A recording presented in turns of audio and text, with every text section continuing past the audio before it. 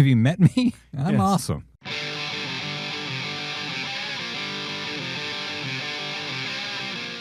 I'm Arizona Family political editor Dennis Welch. Dennis, fake news Welch. Try to tell the truth. And this is the Politics Unplugged podcast. Dennis, if you have a problem with substance abuse, I am more than willing to talk to you anytime you need.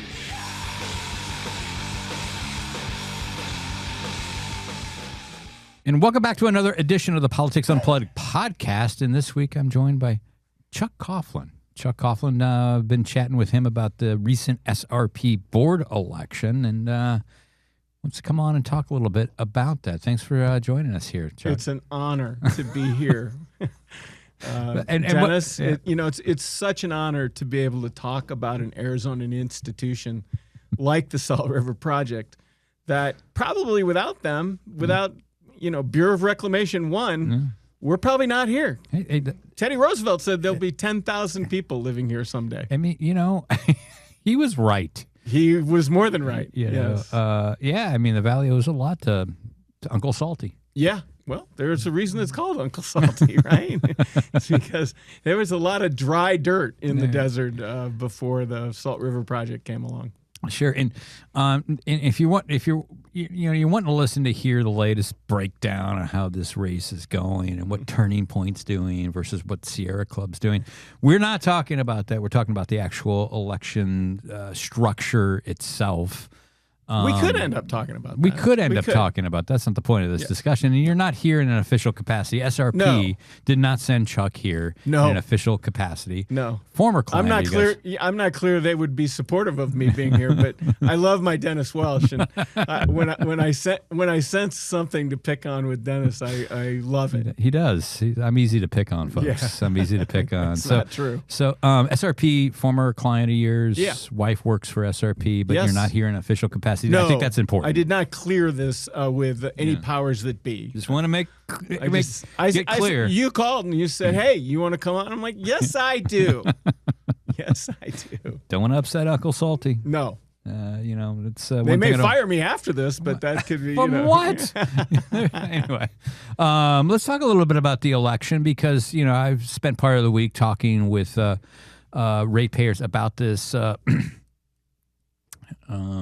Let me say this diplomatically, unusual election. Yes. In a fact that not every ratepayer has a vote.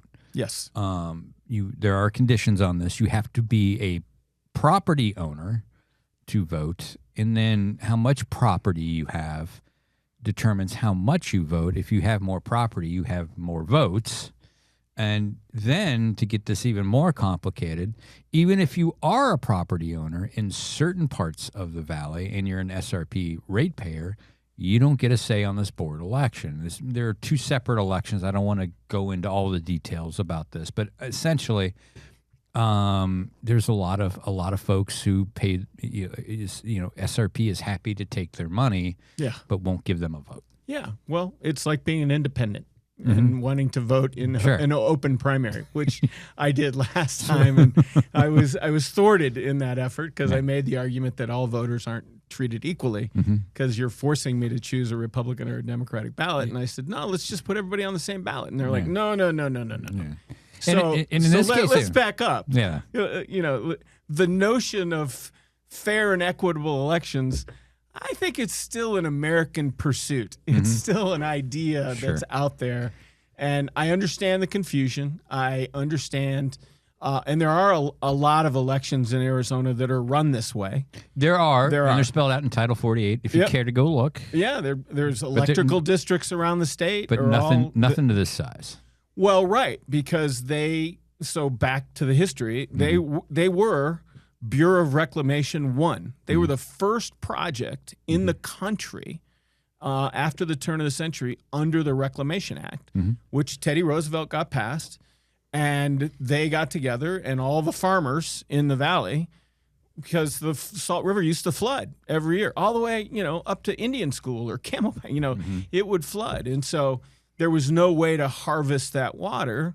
Native Americans used to do it. They built a sophisticated canal system, which, we came and found it later, and we were like, hey, that's interesting. And so the farmers got together because they needed to harvest, to be able to manage the river. Mm-hmm. And so they all dedicated their property to the federal government for an indebted period of time in order to pay for, with the federal government's help, a dam, which was then the Roosevelt Dam and subsequently is like 5 other dams. And to shorten this up, it was right. It's like the farmers put up the risk, they put up the land, put up the risk, so they get the votes.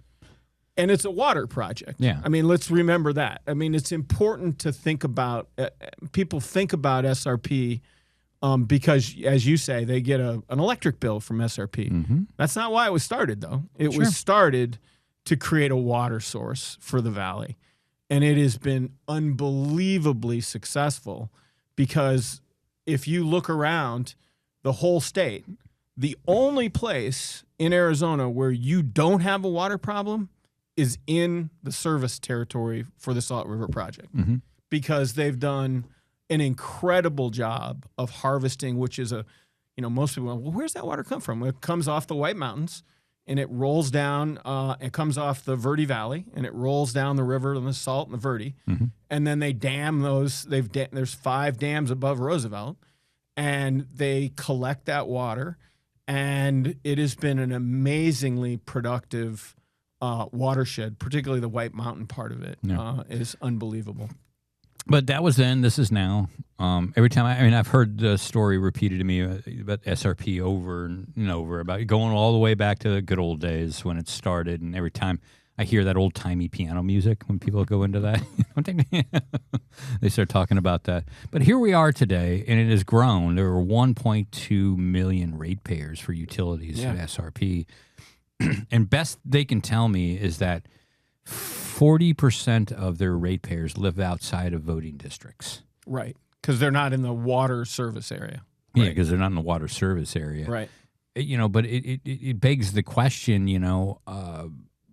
what's wrong with expanding the vote out there? I mean, you'd have to go to the state legislature because all of this is spelled out in state statute. But why not let ratepayers have a say on the people who make decisions on their utilities? Right, I get it. So let's back up again. Let's talk about ratepayers and decisions. Yeah. So who makes the decisions now for like APS, right? So you're a ratepayer. You get all of your rates set by the Corporation Commission in a statewide election. There's oversight from the Corporation Commission. Yeah. A lot of those APS, they have say in that. Hell, even SRP ratepayers have say on the CorpCom. Yeah, well, some, right? And you can show up and you can testify at SRP board meetings and you can do all that. But the notion that you're trying to get, this pure democratic notion, really doesn't exist anywhere. I just want to point that out. And I just want to rip our scales from our eyes. And what happens now is, as you artfully said, is you have ratepayers that are, if you're a property owner, you're eligible to vote. Inside the water district. If you're serviced by SRP Water, and you're blessed by that, because that should be your number one goal. I mean, I tell people when they move out here or they're moving in the valley, I'm like, where should I move? I'm like, move inside the Salt River Project territory, because you will never have a water problem. Because they have an abundance of water. Sure. Unlike the West Valley, where you're seeing CAP problems and groundwater problems and all kinds of other problems. If you live inside the SRP water territory, you are enormously blessed with an abundance of water. And then they used that electricity to subsidize that they figured, hey, we're going to build dams. We can have electricity out of those dams. And then we're going to use that to subsidize our water, not the other way around. Water doesn't subsidize. It's the electricity rates that subsidize water delivery, and a lot of that water today goes to the city of Phoenix, goes to the city of Mason, goes to the city of Chandler, goes. Has. And I get that. I get all the water, but again,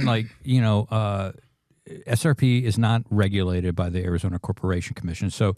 There's not any of that kind of oversight going on. I don't understand how expanding democracy and how more democracy would hurt water service. Well, let's talk about what SRP is versus what it's not. It's a not-for-profit it's a under statute. Which It's a very profitable not-for-profit for itself. I mean, they roll back. They're not paying ratepayers. They're not paying investors. They're not paying investors. They're not paying stockholders like APS is.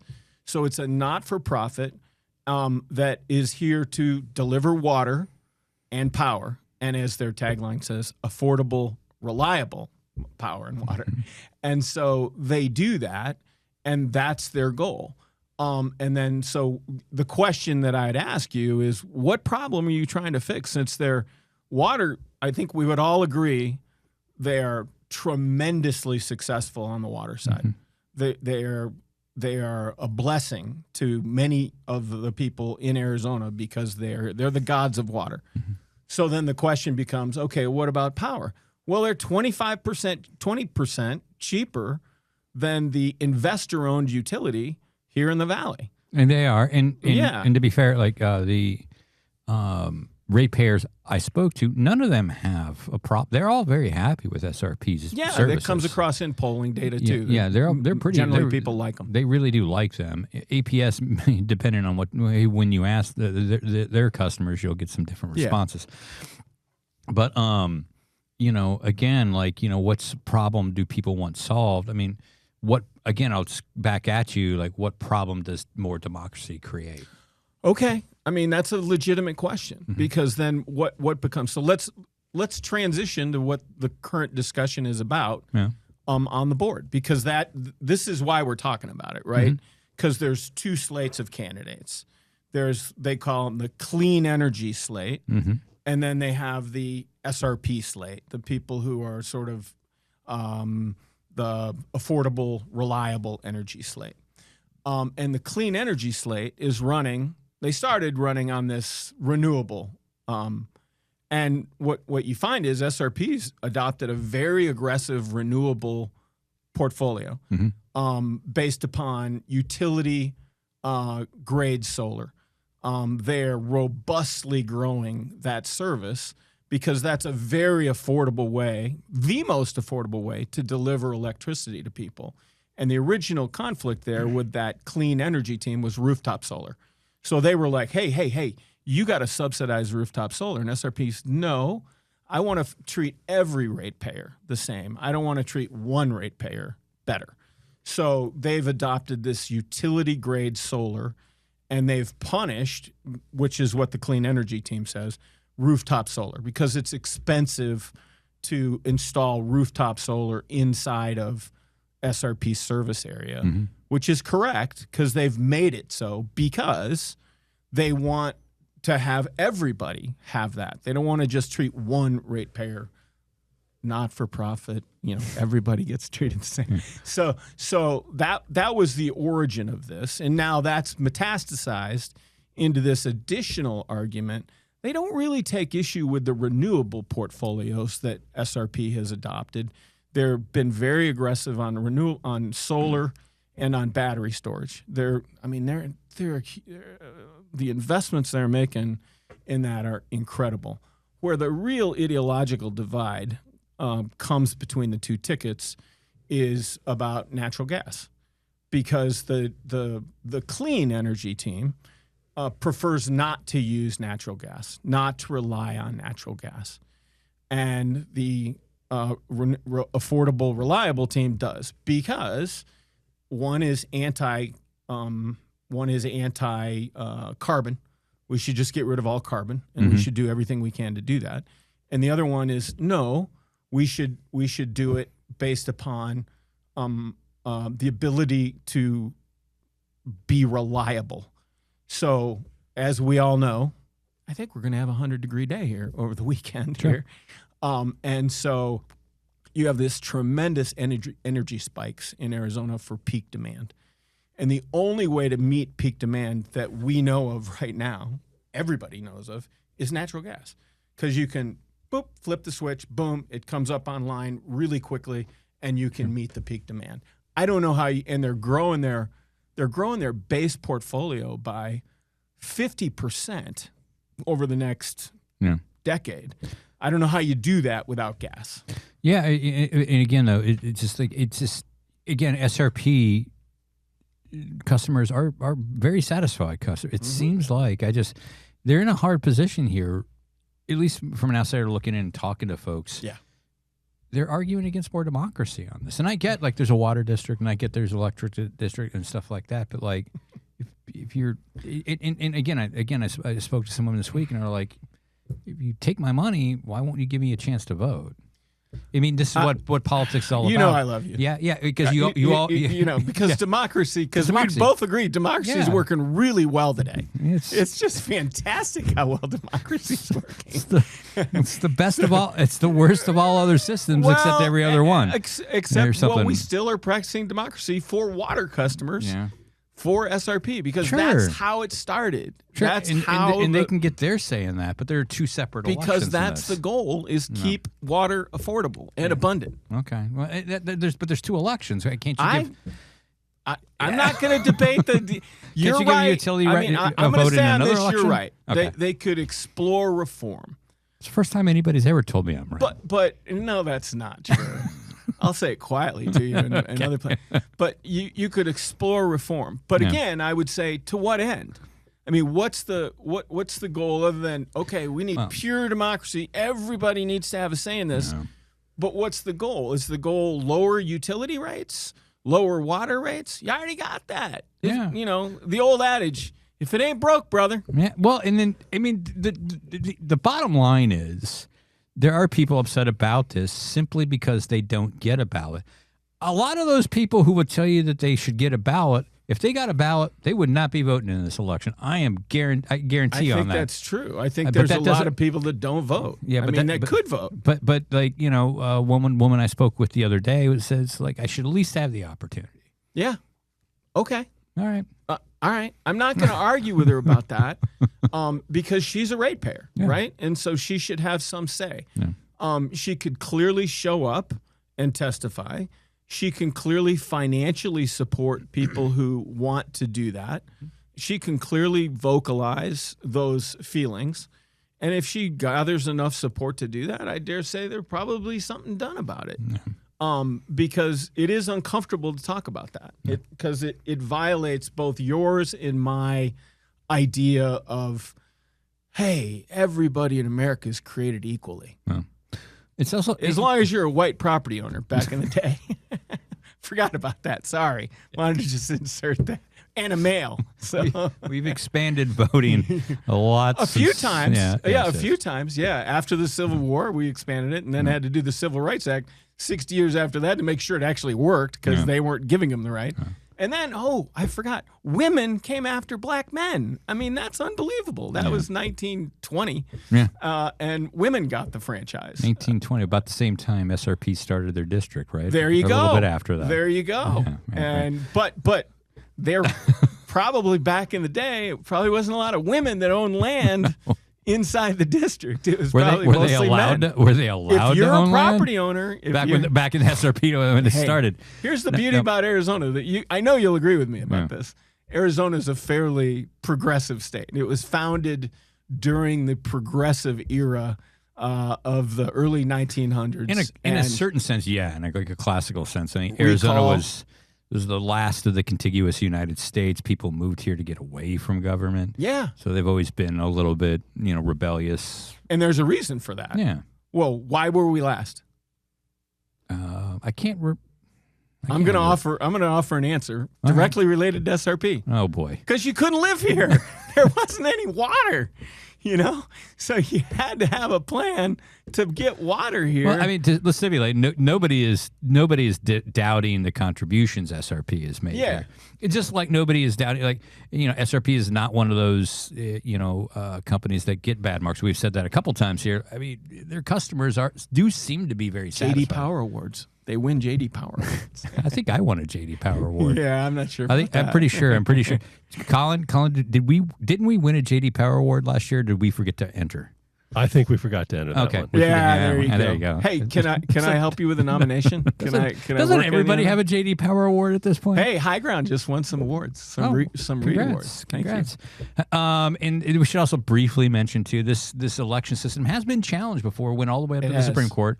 Back in 1981, again, break out the old-timey... Well, no, this is not the old-timey music. Like, break out Disco. Break out some 80s. disco or Drop the some ball.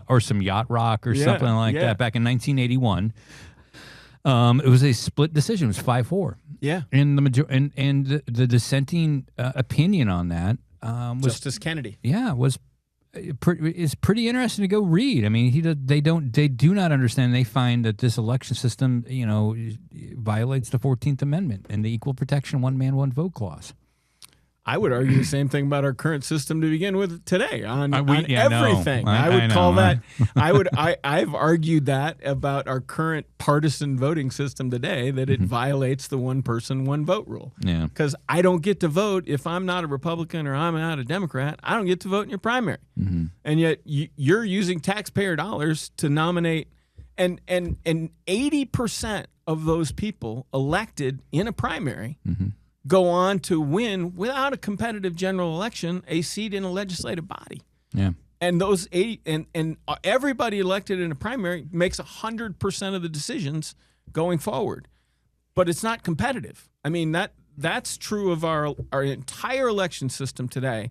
Is they are, and if we think about it, they're all orchestrated choices. Everything we talk about is an orchestrated choice. I get your First Amendment, challenge to justice, truth, and the American way, and it all should be fair, brother. Yeah, it should be. It should be. We like fairness. Damn it, it should be. We like fair. And what we do in our job is to give voice to people who don't know that. And there are people upset. You go down Sun Lakes, there's a lot of people. Ahwatukee vote ratepayers. They don't get a say. They own property. They don't get a say. So next time you have Mark Kelly on, ask Mark Kelly why he opposed an open primary. Because he did. He spent $3 million opposing the open primary. Oh, your initiative from Prop 140. Yeah, because that was our goal. Treat everybody the same. Yeah, we didn't win. It's just, no, and we need beers right about now. We do. Right? I mean, I've been talking to Colin about taking the show on the road. Yeah, and going to classic saloons throughout Arizona. Could you go to imagine hosting this up at Jersey Lil's up in Prescott? That? Yeah. Or Billy Jack's on the way up there. The Bisbee Bar, oldest bar in Arizona. Ooh, where's this? Oh God, you're gonna. It's not St. It's not Elmo's. Yeah, it's Elmo's. Right? Oh, St. Elmo's. Elmo's That place. Yeah. Did I tell you about one of the worst local bands I ever saw? Was at St. Elmo's. They were so bad that it's been 10 years and I still remember the chorus for their song. Oh no. Yeah. I'll tell you afterwards, man. It was just you could work it into a punk rock song. No, it was. I don't know what it was. It was just bad. Just shout angrily into the microphone. There were just 4 bitter dudes up there, man. They were all divorced and writing songs about their ex-wives, and they had choice. I'm guessing it was a Republican primary band. Was that the name of it? No. It was bad. My girlfriend was like, "We need to go." I'm like, "No. We need to watch this. This is a debacle. this is unflailing debacle. Amazing is what this is." God. Yeah, man. I think I get it. I get what your point is, but I want everybody to focus on the greater picture here. Well, and put it into context. What do you think the chances of any kind of reform on there? Even Attorney General Chris Mays said that she thinks that this voting structure is unfair. Chris is a warrior Chris was a supporter of open primaries too. Mm-hmm. So she's a warrior for these types of issues. Yeah. I mean, my ask, because she is the Attorney General, is before she sues, why don't we have a dialogue about that? Yeah. I mean, that would be a person, I think, that could promote if she used the power of her office in the right way, instead of just going, politically, I'm filing a lawsuit to beat these guys up. Why don't we go talk to people? I mean, she's one of you, right? She's an original journalist.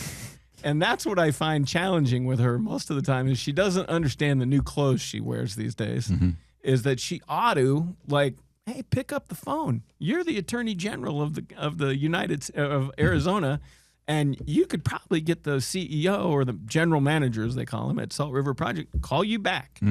And you could have that conversation. And she, I think, would be a great person to have that conversation with, as long as it started there. Yeah. All right, and the other thing I'll just end with this, is calling lawmakers who represented some of these areas where they have a lot of ratepayers that aren't allowed to vote in these elections. And to be honest, I just got the sense that they didn't know jack or shit about how this election is run. Why?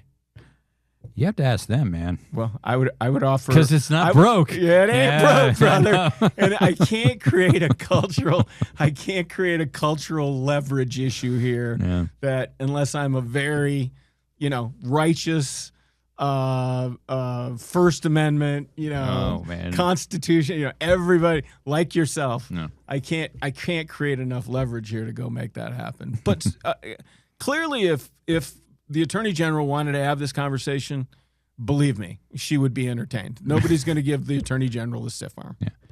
And final, we'll have to wrap here. The final question, though, is this maybe the highest paid elected position in Arizona? Because I think the board president makes a little over $200,000 a year in an elected position. That's a lot of money, man. It is. I think it may be. The highest paid position. And man, they're doing a great job, keeping the water rates affordable, the power rates down. They make more than senators, man. Well, I think they're doing a better job than the senator last time I checked, man. I am not going to argue that. Yeah, I knew I am not going to argue. I'm not going to sit there and argue with you over that, over who's performing better. Yeah, I think I could win the public opinion poll on that one. Side note, just tangent. What I always freaking hate about those polls about Congress is it's a low approval rating. Yeah, Congress is, but ask them about their guy or gal. I don't know. Do you think that's still true? Well, it's a different number. It is a different number. It's just I don't know that that's so. I mean, that's been the rule, right? Yeah. I haven't seen that recently, tested. Mm-hmm. You hate Congress, but I like my congressman. I don't know if that's the case anymore. They like them better than what the institution. Yes. That's because otherwise, there would be no incumbents. Because if you're polling at 20%, it's like our dear old friend Kirsten Sinema. She got out because she wasn't polling very well. No, she had failed to pay fealty to the base of voters that delivered the office to her. She sort of sent the international distress sign to her base of voters and said, "I'm not part of you anymore." Sacrificed her political career for the filibuster. Well, maybe for something. She got something out of it. We're finding out she got a lot more out of it. She got a lot more, yeah. But, in lots of different states, she got a lot more. Carolina, to be clear. But not North Carolina. Yeah. Didn't get a lot in North Carolina. But and that's important. Yeah. The Kitty Hawk didn't fly in North Carolina. Oh, boy. It flew in other parts of the country. I mean, it's just like if everybody in Congress was polling at 20% or whatever it is now. I mean, I think Congress is probably polling less than 20%, which is less than the dead guy vote. Yeah. Someone with your skills, we could run with your skills, we could run a dead guy on the ballot on some race and get 20%. Yeah. Just of the disaffected vote. Yeah. Well, pretty much I did that last time. I got 41% of the electorate on my open primary thing because I was getting gooned by my partisan friends. Yeah, and so, there you go. Hey, you got to know who your friends are in politics, right? I was told early on there are no friends in politics. Oh, well, I dare say that's not true. There's situational friends, as Kirsten found out. But your friend is your friend today. And the old you scratch my back, I scratch yours. Mm-hmm. And today, I think there's wisdom in that philosophy. I do think there's wisdom in that philosophy. Instead of I tweet against you and you tweet against me, or X or whatever they call it these days.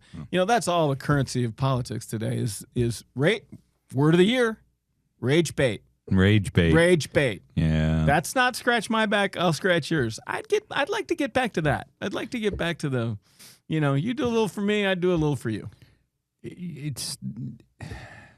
just a lot of people don't understand that politics was always about compromise. Right. Politics of accepting the half loaf of bread instead of demanding the whole loaf. I think the good book said it the first time.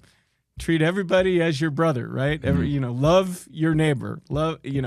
That's how you should be disposed, and you shouldn't really get blown off that track because you're not a very righteous person. So, I worked the Bible into that. That was damn good. Worked the Bible. We worked the Kitty Hawk into North Carolina. We got a history lesson on water and power. And you're still upset though, and that bugs me. I'm not upset about anything. No, come on. I'm a mere reporter. Want everybody to be able to vote. No, my conclusion on that would be to have our Attorney General reach out to SRP and see if we can fix that. Yeah, well, just call me old-fashioned. I just think more democracy is probably a good thing. I don't know about that. And that's probably a pretty solid stance to take. You got to get into the weeds of how you define democracy and how we're doing that. Yeah. We're gonna a lot of work. Have to wrap it up right there. But you have any favorites for the Academy Awards coming up? I can tell you one that I'm not enthused about because I did watch the film is One Battle After Another. Oh, okay. I got done with it and I'm like, what was the point of that? What was the point of this whole movie that, was supposed to be archetypal about 1960s, 70s rage against the system? And what are we doing to change that? And at the end of the day, it was like, forget about that. It's just one rage. It's rage bait. Okay. Everybody watch Rage Bait, and it was filmed beautifully. And one of the actresses is very good in it. And everybody else is like, I just didn't get it, man. I didn't understand it. Yeah, I started watching it a couple weeks ago. I just couldn't get into it. Yeah. But sometimes you got to, maybe it was the mood I was in or the moment or something. I just wasn't getting it. I got 2.5 hours of it, and I was like, I looked over at my wife, Patricia, and I'm like, did we just waste 2.5 hours? She's like, yeah, that's what we did. I'm like, okay. All right, just want to confirm that. All right, man. Great seeing you. It's really great seeing you. Great talking water. Water, power, affordability, reliability. It's a wonderful opportunity for Arizona. And gratitude, because we should all be grateful for Uncle Salty. We should all be grateful for what we have, right? And we certainly have one area in Arizona that has an abundance of water, and that's a good thing. All right, man. We'll see you next time. All right.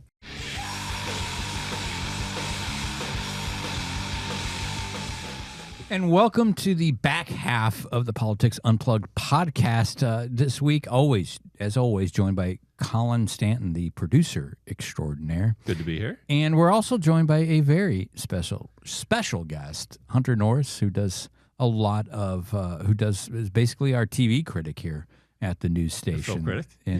Not TV, the film critic here at the TV station. Here to kind of give us some thoughts, and we're going to chat movies this week since the Oscars are coming up. So thank you for joining us this week, Hunter, and giving us some insights into what you think the best movies are and best actors and all that other kind of stuff. Yeah, thanks for having me. Appreciate it. All right. So where do we want to start this off, Colin? I can go in alphabetical order. I have the list. And as a bit of setup, Hunter has seen every movie nominated for Best Picture. Unlike me. I've seen none. Okay. I saw one movie in the theater this year. It was not nominated for anything. Great movie, though. It was The Life of Chuck. Okay. Very good, but apparently not award worthy. No. I saw one movie too that's been nominated. Okay. So we'll get to that. Yeah. All right. Let's start here. Begonia. Am I saying that right? Yeah, Begonia with Emma Stone and Jesse Plemons. I didn't like it. Everybody liked this movie but me. But right above Jurassic World Rebirth, which was nominated for Best Visual Effects, Begonia is my least favorite of all the nominees this year. What was that movie about? It's about Jesse Plemons, who is a crazy conspiracy theorist, and he kidnaps Emma Stone, who is a wealthy CEO, and he believes that she's an alien that wants to destroy the Earth. And so it's kind of about like conspiracies and rabbit holes and whatnot, and how people fall into delusions because of trauma and tragedy. And It's well acted, but I couldn't stand the dialogue, and I just thought it was so boring, predictable. I mean, as someone who covers politics, that would probably hit a little too close to home for you anyway. It's a little too on the nose. Yeah. A little too on the nose. All right, here's one I can't believe I haven't seen yet, but I have not seen this yet, and it's F1. Yeah, that's the obligatory like blockbuster popular pick. I feel like it's an okay movie. It's Top Gun Maverick, but with cars. But it's not great. Has good driving scenes. But Colin's a big Formula One racing fan. Yeah. He's been to Grand Prix in Europe. Yes. You might like it then. I'm sure I will enjoy it. It has at no point has it ever struck me as anything that would be up for Best Picture. No, I don't think so. But a lot of people like it. But I think that's why they expanded the list to get some films on the list that people have seen. Yeah, exactly. I will get to it. I almost watched it on a flight and then realized that sitting there staring at your phone is probably not the best way to experience the F1 movie. No, if you got like a good like TV and like theater system, sound system. So you said it's Top Gun, but with race cars. So like, is there like an Iceman? Is there a wingman in this? It's basically like it's the same director. I don't know if it's the same writer or not of the recent Top Gun movie, but yeah, it's basically, Brad Pitt is the old veteran driver, and then the little hot shot driver comes in, and Brad Pitt has to show him the way, and it's really generic. Is there a volleyball scene? No, there is no volleyball scene. Next up, Frankenstein. Yeah, I liked Frankenstein. It's a pretty standard issue Guillermo del Toro movie. It's not great, but it's very nice to look at. It's very well acted. And is this more true to like the original book and kind of strips out all the stuff that has happened in movies since then, or what's the deal? Yeah, it's definitely more. Why did we need another Frankenstein movie, and what's different about this Frankenstein movie? I agree with you that we need a moratorium on Frankenstein movies now, especially after that Bride of Frankenstein movie that came out recently. For a while, that looked bad. We don't need Frankenstein anymore. Yeah. But this was Guillermo del Toro. Like like Frankenstein, the 30s version was like the movie that kind of inspired him to make movies, and he always loved the original story. And so, yeah, it's more of an adaptation of the book than the 1930s movie. And so I enjoyed it for that reason. Give me Young Frankenstein, Frankenstein. Yeah. With more my speed. With Gene Wilder and Cloris Leachman. Yeah. Yeah. I love it. Absolutely. And who's the guy with the big eyes in that? Marty Feldman. Oh, so great. Yeah. It's Abby Normal's brain. Werewolf. Yeah. Werewolf. No, werewolf. Werewolf. Next up, Hamnet. Hamnet. Masterpiece. One of the best movies I've ever seen in my life. I loved it so much. I hope it wins Best Picture and everything else. It's not going to. It's going to win Best Actress. That's for sure. What is this about? It's about Agnes Shakespeare and her little-known husband, William, back in whenever they were alive, 1500s, 1600s. But anyways, it's about them and their life as they meet and get married and they have children, and one of their sons dies.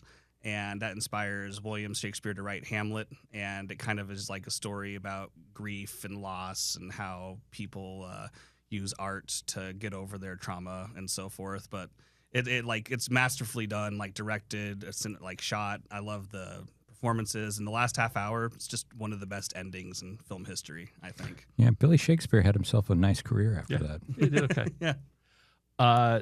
Next up, this one seemed, I heard some negative things and then a whole lot of praise for it. Marty Supreme. I was in the middle of the road for it. I think Josh Safdie, he is part of the Safdie brothers who did Uncut Gems and Good Time. I thought they should have gotten nominated for those movies. They didn't get any Oscar noms for this, which is basically them or Josh Safdie making the same movie for the third time. They get a whole bunch of nominees, and aside from Timothée Chalamet, I didn't see what was so great. So what is this movie about? It's about Timothée Chalamet's character. His name is Marty Mauser, and he wants to be the greatest ping pong player in the world. I've seen the previews for this. I got to tell you, man, I was not hooked on the ping pong angle. It's not really a ping pong movie. Like, that's just like the means to an end. It's more. But if you're explaining it's not a ping pong movie, that's just like what he wants to do. But it's more so a movie about how people will go to these depraved lengths to get to. The whole movie is about him trying to make money, and he schemes and scams and screws over people for 2.5 hours. And it got really boring and tiresome, I thought. This is not the ping pong mallet I wanted. Now I think probably the betting favorite, One Battle After Another. Yeah, I think that's definitely going to win Best Picture because it's won every other precursor award that's come up before this, and it's been like a critical and industry darling since it first came out. It is a fantastic movie, and I'd be fine with it winning. Yeah, I tried to watch this, could not finish, but it may have just been the mood I was in. So I can't say it was good or bad or otherwise. I just started watching and I was like, I don't want to watch a 2.5-hour movie. Yeah, well, it's definitely long. It's also, if you're not in the right political mood for it, because it's definitely like politically charged and relevant. But I think it's a brilliant satire, and as hard as satire is to do because the world has gotten insane, I think Paul Thomas Anderson did a great job with that. I've hit that point where like there are films nominated for Best Picture. It used to be I'd go, oh, I haven't seen that. Now I go, I've never even heard of that. The Secret Agent. I've never heard of The Secret Agent, but it's nominated for Best Picture. Yeah, it's a Brazilian movie. Stars Wagner Moura, who is up for Best Actor, and takes place in the 70s in Brazil during their military dictatorship. It's not like a espionage spy movie like the title would suggest. It's a bit more surreal and strange than that. It's kind of a hard movie to explain. So Johnny Rivers is not in the soundtrack. No, but it has a great soundtrack though. It has a Chicago song in the beginning that I really liked, and it's a very feels like a classical type of 70s movie. Well done. Number 2 in the list of I've never even heard of this film, Sentimental Value.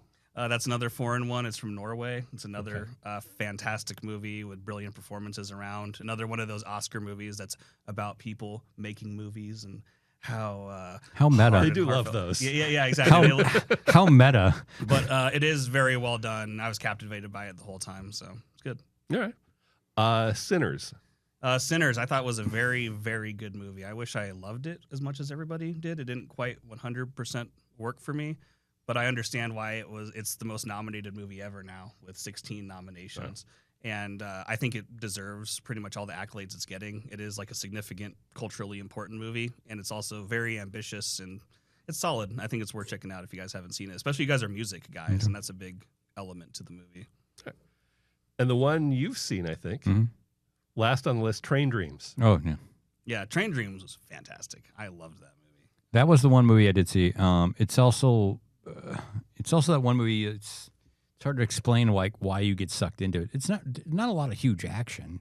No, it's just life of a guy working on the railroads back in part. And it's about his life, his love, and his loss. And I mean, it's one of those where you're like an hour in, going, "How did you get so drawn into this character and this movie?" And it's wonderful. And I think we were talking the other day, Hunter. At the very least, this needs to win for best cinematography. That's my choice. I thought it was beautifully photographed. It felt like those like old like photos from the early 1900s like come to life. I don't know, just like a snapshot of that time. It felt like. Yeah. All right. So best picture, your favorite was Hamnet. Yes. But you think One Battle After Another is going to win it. Yeah, One Battle After Another I think is going to win it, but Sinners could upset because that has a lot of popularity, kind of momentum right now. Yeah. All right, let's hit the other top categories real quick. Best directing, we've got, I'll read off the nominees, Chloe Zhao for Hamnet, Josh Safdie for Marty Supreme, Paul Thomas Anderson for One Battle After Another, Joaquin Trier for Sentimental Value, Ryan Coogler for Sinners. So I think Paul Thomas Anderson's definitely going to get it. A lot of it is just because he's looked at as due, because he's been nominated, I think, 14 times now over the past 30 years, and he's never won an Oscar, despite making stuff like Boogie Nights and There Will Be Blood and Phantom Thread. So I think this is his chance to kind of get that accolade, although Ryan Coogler kind of has a chance there. They do love the guy who's due. Yeah, but I think in a year when he made a good film. Yeah, which is not to say he doesn't deserve it, but you get nominated 14 times. Yeah, I mean, I think this is his time because it's a great movie and it has the momentum behind it. All right, best actor in a leading role. So this was the hard one because for a long time I was like, oh, Timothée Chalamet has got this in the bag. It's between him and Leo. The way he connected to that ping pong mallet. I'll read through them real quick. Timothy Chalamet for Marty Supreme, Leonardo DiCaprio for One Battle After Another, Ethan Hawke for Blue Moon, Michael B. Jordan for Sinners, Wagner Moura for The Secret Agent. Yeah, so again, T. Schultz I think is going to take it home because he's probably the only deserving award for that entire movie, I think. But Michael B. Jordan's got a lot of momentum because he won the Screen Actors Guild Actor Award, so we'll see what goes on there. Did the voting go in before he stepped in it? It was literally like right after voting closed that stuff came out about him. So explain to someone who doesn't pay attention to the latest in Hollywood. He was on a talk show, I think. He did some sort of interview where he said he was happy that he was working in film, which still has a big following, and not doing something that nobody cares about, like ballet or opera. Boy. And the few people who care about ballet and opera took great umbrage at the suggestion that nobody cares about ballet. I mean, his point, I thought, was a pretty clear one. He works in a field that is sort of self-sustaining as opposed to one where you need, like, drives to raise money to support it. Yeah. I mean, in the level of That's how I took sacrifice. it anyway. That's how I looked at it too. Yeah. Is the juice worth the squeeze to be a ballet professional? Because it's like a lot of training. It looks very extremely hard. What's the payoff? Yeah.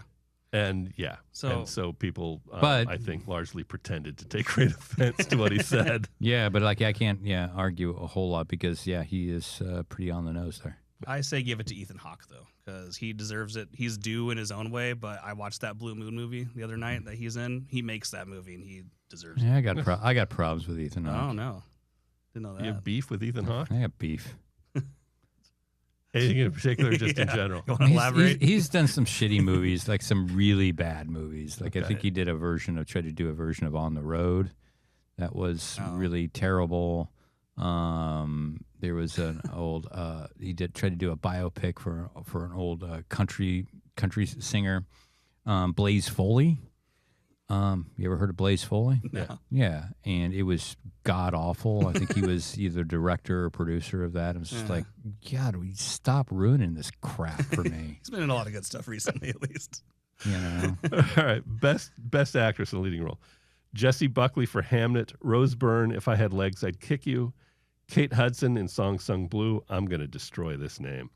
Renate Renata? Rainsby. Yeah, Renata Reinsve. Thank you for Sentimental Value.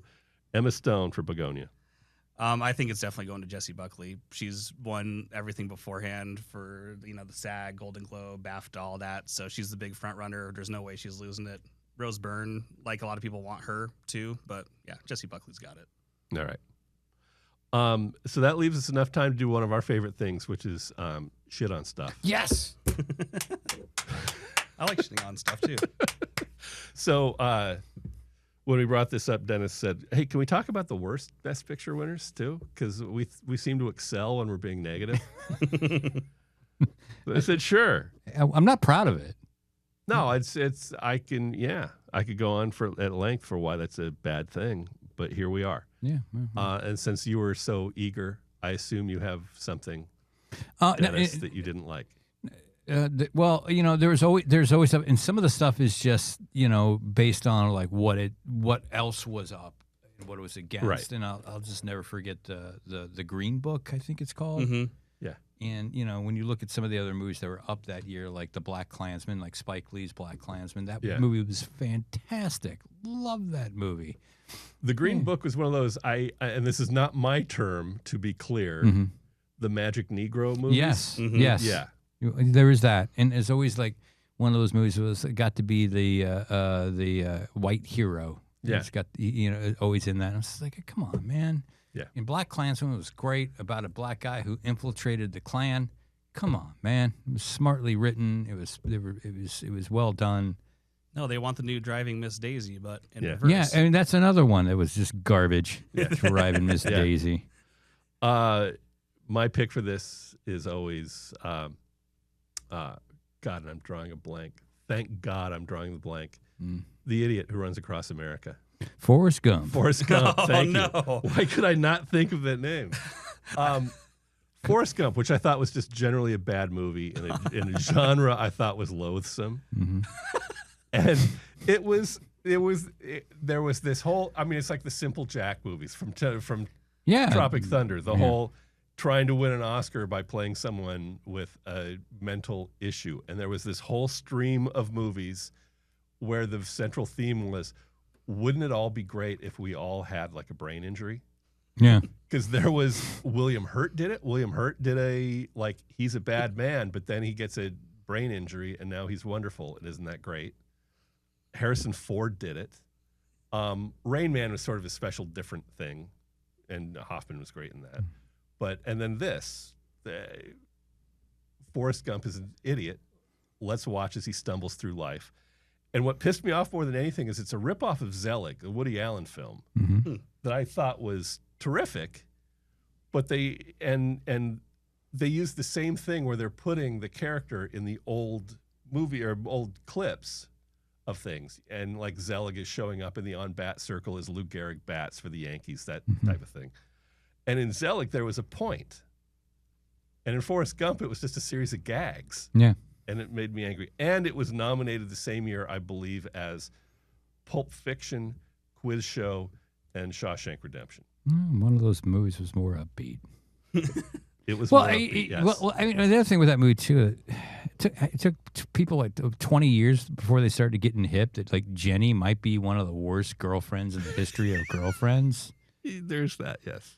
Like, you know, like, I'm going to deny your advances for years, and then I'm finally going to, I'm going to, you know, have sex with you, but oops, I've already got AIDS. Yeah. Like, what the actual fuck?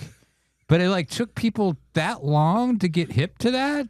Yeah. Like, she was terrible. And I'm sorry. I mean, I know that her character was abused when she was a kid. But that doesn't mean you need to be a selfish prick the rest of your life. And to this day, anytime I see one of those Bubba Gump Shrimp Company like chain restaurants, it just makes me mad. Like a chain restaurant based on a terrible movie. I know. That seems wrong. I know. It's just like there's a lot going on with that movie. That wasn't great at the time, and it is certainly not aged well moving forward. No. See, I'm still one of those people that likes to find a movie on cable while I do stuff and have it on in the background. And Forrest Gump was on CMT over the weekend, and I had it on. And while I was watching it, I was like, "It's a great movie. Love this movie. Fantastic. Tom Hanks, great performance." I love the whole just device of him telling the stories and how this guy just goes through these big moments of history, kind of just like bumbling his way through, but he has some sort of like unique insight to it. Like, I don't know. Yeah. I've always enjoyed Forrest Gump. I when people say it's like, you know, boomer nostalgia crap, and it is. It is. It's also a very conservative movie back in it because it's like, you know, the simple guy who follows the rules. I get that. He gets ahead. One thing I don't like about it is during the running scene at the end where he's running across the country, they're like, all right, we need to find every single song that talks about running or being on the way or something. And it plays like 6 different songs like in a span of like 5 minutes while he's running across the country. And I'm like, you gotta, yeah. Or like Go Your Own Way. Or I hate Fleetwood Mac anyways, so we put them in a movie. But I'm amazed that when you mentioned all those movies about people portraying mentally challenged characters, that you let I Am Sam go unscathed. Sean Penn. That wasn't nominated for Best Picture. It was Beautiful. Best Actor. I hate that movie so much. What a horrible, atrocious, abhorrent piece of crap. Was Beautiful Mind guilty of that same sin? I see now. I think that's different. Okay. Nothing's worse than not the most recent Predator movie. It was a few Predator movies ago where the Predators come to the Earth and they kidnap an autistic kid because they want to weaponize his autism. Oh, God, that's terrible. I'm dead serious. That's a real movie. That sounds like a joke pitch. Yeah. That sounds... No. Should we cut that? That sounds disrespectful. It seems like... That sounds like something like you can get canceled for. That's beneath the Predator series? Yeah, that's a real movie. All right, follow me here. We got the Predators, and we got an autistic guy. All right. Anything you want to dump on before we go? So I generally like most Best Picture winners, but I want to talk about Anora, which won Best Picture last year. I don't know if either of you guys saw that. I did not see it. Did not see that either. But it stars Mikey Madison, who won Best Actress for it. She is great. She plays a sex worker in New York who gets tangled up with a Russian guy, a rich Russian kid, and they like elope and they start living together. And she's like, "Oh, it's so great. Now I'm like living with this wealthy guy and all that stuff." And then an hour into the movie, his parents send these guys to come bring him back and basically break up this marriage because they don't agree with it at all. And it kind of becomes like a comedy of errors type movie where her husband kind of just like runs off in the middle of the movie. And so they're like going through New York trying to find him and all that. But that was a movie that won Best Picture last year, and everybody loved it. And I just didn't see what the whole big deal was about it. I just thought it was so repetitive and just not interesting at all. So yeah, everybody loved it but me, though, which happens. It does. One thing I wanted to bring up, just because I found this funny, as I was going back through nominees, knowing we were going to talk about this, and I think it was 1974. Godfather 2 won Best Picture, and I can't argue with that. Although it was the same year as Chinatown. I might have gone Chinatown, but you certainly can't complain about Godfather 2. The Conversation was also nominated. Coppola movie. Fantastic movie. Yes. And The Towering Inferno by Irwin Allen. What? That's like the F1 nominee. What? Yes. Was OJ in Towering Inferno? He may have been. I know Charlton. I think it's a Charlton Heston vehicle. Was that the one where what's his name? No, you're thinking Gene Hackman. Gene Hackman dies, and in a way that's there to go.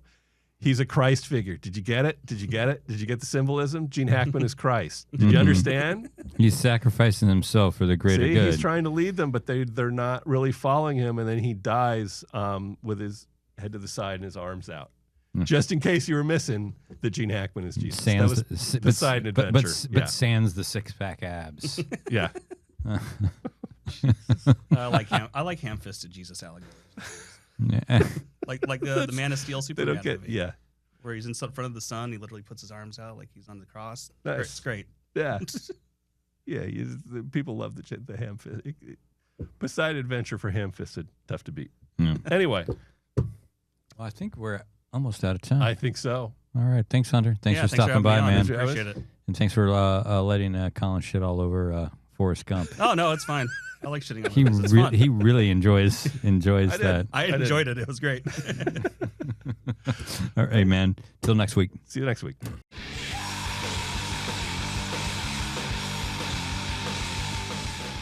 Thanks for listening. You can subscribe on YouTube, Spotify, Apple, the Google Store, or anywhere else you get your podcasts. See you next time.